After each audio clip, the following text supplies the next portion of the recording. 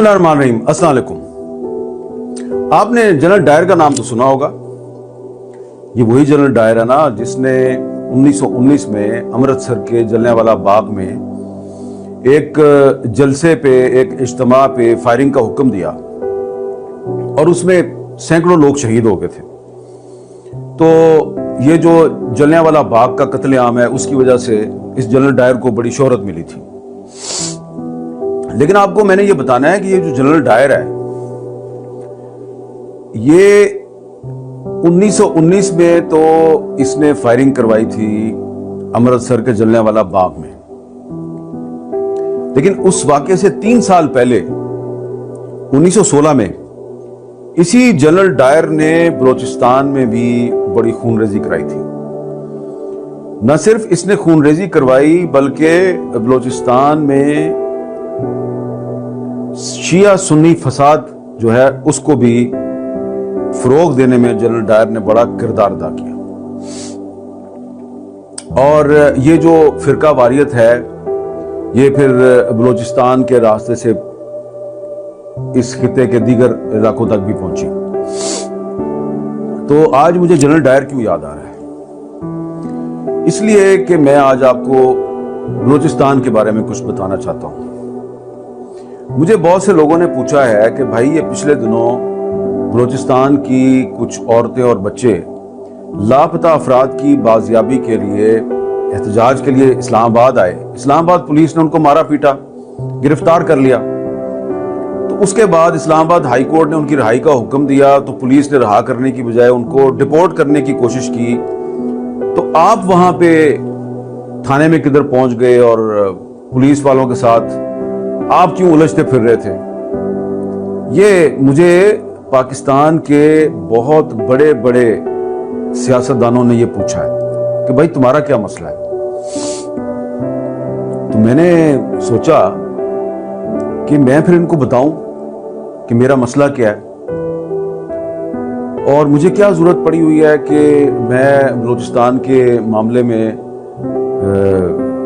इतनी सख्त सर्दी में रात को एक थाने में पहुंच गया और ये देखने की कोशिश की कि हाई कोर्ट के हुक्म के बावजूद ये खवातीन और बच्चे रहा हुए या नहीं हुए। और फिर बहुत से लोग मुझे कहते हैं ये मिसिंग पर्सन्स के मामले में आप इतने सेंसिटिव क्यों हैं? आपका मसला क्या है? आपको समझ आ गई होगी ना कौन लोग ये पूछते हैं मुझे कि आपका मसला क्या है। तो मैंने सोचा कि आज मैं अपना मसला सिर्फ इन खास लोगों को नहीं बल्कि आम लोगों को भी बता दूं। देखिए, 2 बातें हैं। एक तो बतौर एक सहाफी के और बतौर एक इंसान के, जब आप देखते हैं कि आपके इर्द गिर्द बहुत जुल्म हो रहा है, नाइंसाफी हो रही है, तो आप उसके खिलाफ एक आवाज उठाते हैं। आप ये तो नहीं कर सकते कि आप खामोश तमाशाई बन जाएं। और अगर मैं फलस्तीन और कश्मीर में अगर जुल्म हो रहा है तो अगर मैं उस पर आवाज उठाता हूं और अगर मेरे इर्द गिर्द जुल्म हो रहा है और मैं उस पर आवाज ना उठाऊं तो फिर तो ये बड़ी एक सिलेक्टिव जर्नलिज्म होगी ना। तो अगर मैं फलस्तीन और कश्मीर में जुल्म पे आवाज उठाता हूं तो फिर मुझे बलूचिस्तान में, सिंध में, खैबर पख्तूनख्वा में, गिलगित बल्तिस्तान में, इस्लामाबाद में, मेरे इर्द गिर्द जहां कहीं भी जुल्म हो रहा है मुझे उस पर आवाज उठानी चाहिए। तो इसलिए मैंने वो आवाज उठाई। और बलूचिस्तान के मामले में तो मेरा पर्सनल एक्सपीरियंस भी है ना। देखिए, मैं आज आपको बताता हूं कि 2012 में मुझे सुप्रीम कोर्ट ऑफ पाकिस्तान के चीफ जस्टिस ने यही लापता अफराद के एक मुकदमे की हेयरिंग थी, कोयटा बुलाया, कोयटा रजिस्ट्री में बुलाया। मैं जब वहां पे गया और हेयरिंग के बाद जब मैं अदालत से बाहर निकला तो उसी सुप्रीम कोर्ट कोयटा रजिस्ट्री के अहाते में मुझ पर हमला हो गया। कुछ लोग आए, उन्होंने मेरे पे अटैक कर दिया कि तुम दहशतगर्दों को सपोर्ट करते हो। अच्छा, उसके बाद यह हुआ जी कि खुशदार प्रेस क्लब जो है उसके प्रेसिडेंट को कत्ल कर दिया गया, उसके जनरल सेक्रेटरी को कत्ल कर दिया गया। 2013 के इलेक्शन से कुछ अर्सा पहले की बात है। और खुशदार प्रेस क्लब को लॉक लगा दिया गया, ताला लगा दिया गया। तो मैं उधर पहुंच गया। मैंने कहा बतौर सहाफी देखना चाहिए, प्रेस क्लब बंद हो गया है, प्रेसिडेंट साहब कत्ल हो गए हैं, जनरल सेक्रेटरी साहब कत्ल हो गए, हुआ क्या इधर?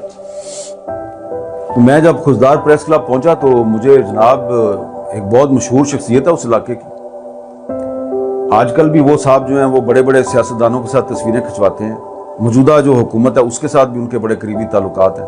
ان کے لوگ جو ہیں مسلح لوگ, انہوں نے میرے پہ اٹیک کر دیا اور انہوں نے مجھے اغوا کرنے کی کوشش کی. تو بھلا ہو اس زمانے میں جو ڈی آئی جی تھے خوزدار کے, فصیح الدین صاحب, جو آج کل پولیس ٹریننگ کالج ہنگو کے کمانڈانٹ ہیں, وہ میری مدد کو آئے اور انہوں نے مجھے وہاں سے نکالا. تو میں نے اس طرح بہت سے واقعات آپ کو بتا سکتا ہوں کہ میں نے خود ایکسپیرینس کیا ہے کہ بلوچستان میں صحافت کرنا بہت مشکل ہے. آپ کوئٹہ میں سپریم کورٹ رجسٹری کے اندر جو ہے آپ محفوظ نہیں ہیں, تو خوزدار تو بہت دور کی بات ہے. اواران گیا جی میں, اواران تو روڈ ہی ٹوٹی ہوئی تھی. وہاں پہ لوگوں نے بتایا کہ آپ کدھر آ گئے ہیں, ادھر تو یہ خود ہی آپ کو اغوا کر کے اور پھر خود ہی آپ کو مار دیں گے اور اس کے بعد کسی کا بھی نام لگا دیں گے. تو میں بلوچستان میں لاپتہ افراد کے بہت سے خاندانوں کو جانتا ہوں. میں تھوڑی سی اس کی تفصیل بھی آپ کو بتاؤں گا. تو میں نے خود اس کی انویسٹیگیشن کی. یہ ایکچولی لوگ ہیں کون؟ کیا یہ دہشت گرد لوگ ہیں؟ کیا یہ سارے کے سارے وہی ہیں جو ریاست کہتی ہے کہ جی یہ ملیٹنٹس ہیں اس لیے ہم نے اغوا کیا ہے؟ کچھ نہ کچھ تو ہوں گے اس میں, لیکن سارے کے سارے ایسے نہیں ہیں. اچھا, پھر ایک اور بھی مسئلہ ہے کہ جو ہمارے بزرگ تھے, ہمارے بزرگوں کا کیا مطلب ہے, ہمارے بزرگ جنہوں نے پاکستان بنایا اور میرے بزرگ وہ جنہوں نے مجھے صحافت سکھائی, وہ سب لوگ جو ہیں وہ بلوچستان کے معاملے میں اتنے ہی سینسٹیو تھے جتنا آج میں ہوں. تو میں نے کوئی نیا کام تو نہیں کیا.